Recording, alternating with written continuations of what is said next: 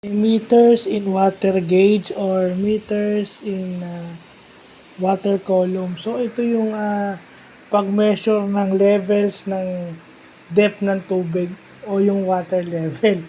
So it talks about water pressure. So again, another industrial term.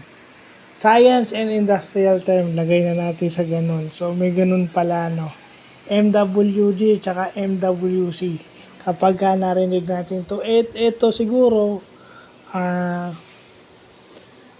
makikita natin to sa mga dams, sa mga sa hydrology. Yan yan yung science na nag-i-involve dyan, yung sa mga dams, hydrology ang tawag dyan. So mabutit na nalaman natin yan.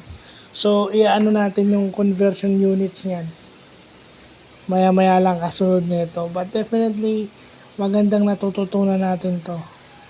Kasi pag nakakita tayo ng ganun at water pressure, yun ang ibig sabihin. O sa pressure, alam naman natin pressure is the force per unit area. So kung gaano kalakas yung water pressure nito, kung gaano kalalim, kaya ibig sabihin yung mga nag-scuba dive, mga mahilig sa scuba diving, ito yung nararanasan nila, yung MWG at MWC, meters in water gauge, at saka meters in water column. Diba? Kaya sinasabi nila equalize pressure in both ears, kasi yung ears natin yung naaapektuhan pagka nasa ilalim tayo ng dagat at nag-i-scuba dive. So yun lang po.